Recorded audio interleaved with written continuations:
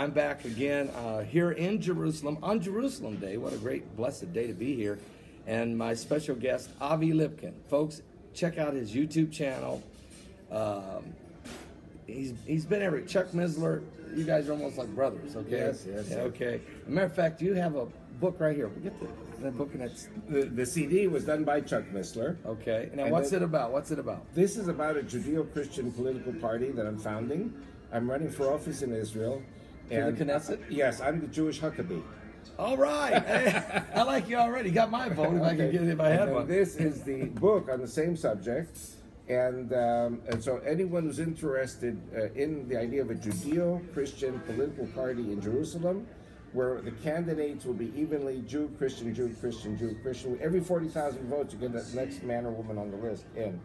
I explained the purpose of the party, the reason that we have to have a Judeo-Christian party. I talk about the Judeo-Christian United Nations in Jerusalem. And there are lots of things there. Also, another thing, and this may shock you, I predict that the Muslims pouring into the U.S. are going to murder Jews and their Christian spouses. Now, you know, intermarriage between Jews and Christians, that's called 80%. That's there and equally, and that's what. But they're purposely doing that. Okay, so what's going to happen is, if you have 6 million Jews in America, you've got 2-3 million Christian spouses and children. Yeah. With the Jews, they're all going to come home. So Israel's population is going to double and triple because the Muslims are going to kill them. Either you leave America or you die. Now look, I was here 2 years ago, Yeah. and now I come back, and I can tell, Yeah. there's tons of apartment complexes being built everywhere in this country. Right. Is that because you're anticipating this? No. Let me put it like this. Firstly, yes, we are receiving tremendous waves of immigration now. From Europe. From France, from Britain, other places in Europe. Then there are also a lot of American and Canadian and other Jews from all over the world who run a timeshare, you know, a home away from home. I got you. And so there's a lot of construction. And I'll say another thing also. Israel is a miracle country. And we received millions of immigrants in 1950s. These people came penniless from the Holocaust and from the Arab Islamic countries. And today, these families all have maybe 5-10 kids. The 5-10 kids all have 2 cars each. Wow. Everyone owns homes. And there's prosperity in this country. So people are complaining Netanyahu is so bad because the price of apartments are so expensive. The reason prices are expensive is supply and demand. It's just free market. It's free market. We cannot build enough for the money that's in. This is a poor country, but the people are rich. America's a rich country and the people are poor. Okay. Okay. Well, you got to spread the wealth. They're not spreading it. You got to share the wealth. Take from the rich and give to the poor. That's not right either, but let's not go there. We got enough Robin Hoods out there. Yeah. Let's get back to Iran for a second. Yeah.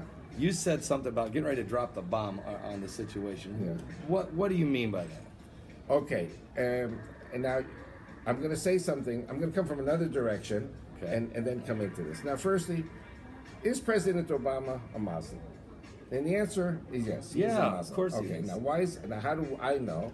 Because my wife, Rachel, is an intelligence gatherer for the Israeli government. All right. And for 30 years, she's been monitoring the broadcast. So, for example, there was this Egyptian broadcast.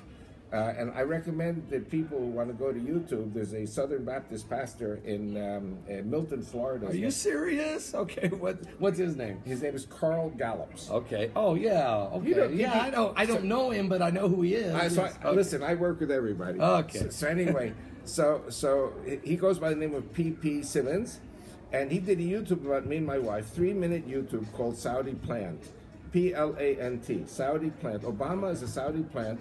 It has almost 5 million hits. Wow, Saudi plant. Look it up. Some folks, get that, and make sure. It's 3 minutes. 3 minutes. And you and your wife did it. Well, no, he picked up an interview I did with Gary Stearman in Prophecy in the News. Okay. And so he boiled it down to 3 minutes. He did a fantastic job, by the way. And what happened was the Egyptian foreign minister was debating on TV with the Muslim Brotherhood people. And he said to them, you know, you want to destroy Israel? Don't worry, we're going to destroy Israel. And let me calm you guys down. President Obama, when he was here, he swore to me that he's a Muslim. Yeah. He swore to me his father from Kenya was a Muslim, Sunni. He was a Sunni, yes. And his stepfather in Indonesia, Sunni Muslim. Another Sunni. And he was raised in a mosque and in a madrasa till age 11. So it means, you remember Francis Xavier, who said many years ago, give me a child until 10, I'll make him a man? Yeah. so he was made a Muslim man in this mosque in Madrasa till age 11. And he said, I've got Obamacare and economic problems to deal with in the States, but I promise, I swear to the Muslim world, as soon as I overcome the economic problems and the Obamacare problems, I swear I will show the Muslim world what I'm going to do to destroy Israel. In other words, Obama is on record as swearing that he's going to destroy Israel. How do you destroy Israel? You create a war between Iran and Israel. Yeah. Let them duke it out. Yeah. The two countries self-destruct, and he comes out smelling roses because he didn't start the war. Yeah, he was trying to bring peace. He was the guy at the table. Right. You unclench your hand, and so he's brought this spirit of appeasement back. Right. The old Jimmy Carter mentality. It's not just appeasement. There's a plan. You're saying it's not just appeasement. It's an absolute Trojan horse plan. Correct. Now, he has three orders from the Saudis. Firstly, destroy the Shiite regime because he's a Sunni. Okay. Destroy Israel because everyone wants to destroy Israel. and then turn America into a Muslim country. So the first thing is, and this is where I'm going to answer your question about Iran. Okay. Iran is outnumbered. I mean, President Obama, any president of the United States, all presidents of the United States have been subservient to the Saudi king for the last 70 years. Yeah, I know that. So everyone have their advisors. They know the numbers. The Shiites are 15%, primarily concentrated in the Persian Gulf area. Okay. But the Sunni Muslims, they're in Indonesia, 200 million, 100 million in Malaysia, India, Turkey, Egypt, North Africa, Russia, Chechens, these Tsarnaev brothers who did the Boston bombing, they're Sunnis. Yeah. I think the black Muslims in America also are Sunnis. Shiites are a very, very particularistic group in a small area geographically. They're the Persians. They're the Persians, but also you have the Iraqi Shiites and the Hezbollah in Lebanon who are Arabs, and Bashar al-Assad and the Houthis. And what's happening now, this is a fight to the finish between these different disparate Shiite groups and the whole Sunni world. And the Sunni world is backed by the U.S., Europe, and the Vatican. Yeah, it is. Yes, you're right. And the Shiites are backed by Russia, China. Guess who's going to lose? The Shiites. Yeah, Shiites. Okay. So what's going to happen is I'm predicting, and my prayer is that Israel find a way to stay out of it completely, and even the U.S. stay out of it completely. Well, I'd love to stay out of it. Let Allah sort it out. Let them destroy each other. And well, that would fulfill what Christ said. Yeah. Yeshua said when he said, "For Satan cometh not, the thief cometh not, but for to kill, steal, and destroy. Right. But I've come to give you life, give it to you more abundantly." Right.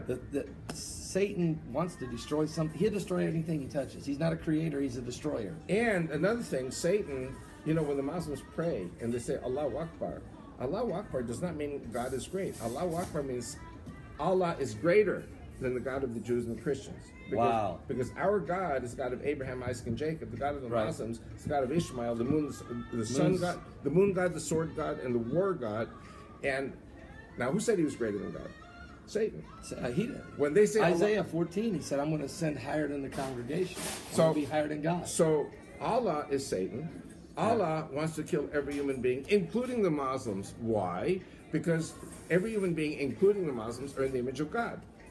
Satan, Allah, cannot say he's greater than God until every human being is dead. In other words, the Islamic program, which is, I call it criminal insanity, criminal psychosis, is to kill every human being on the face of the earth. This is not about Jews or Christians. This is about destroying every human being on the face of the earth. Yeah, it is. So the first part is Islam. Sunni Islam destroys Shiite Islam in Iran. Then Sunni Islam destroys Sunni Islam in all these countries. The one world government, you've heard of the one world government. I've heard a lot about the one world government. Says, when they start blowing up the oil wells, that's it. Hasta la vista, baby. Are you saying that the one world government, the Illuminati, let's say, are you saying that when those oil wells start blowing up, they're going to drop the hammer then and say that's enough? That's enough. And Saudi Arabia, Iran, all these countries, I predict, will be divided up like Germany in 1945. Because the oil belongs to the world. The oil is not, they get the money, but if they're going to destroy it, then what good is it? Yeah, and not only that, the one world government is about making money. Let's stay right there. We'll come right back. Let's talk about the new world order, the one world government with Avi Lipkin in just a moment. Go watch part 3. Are you serious?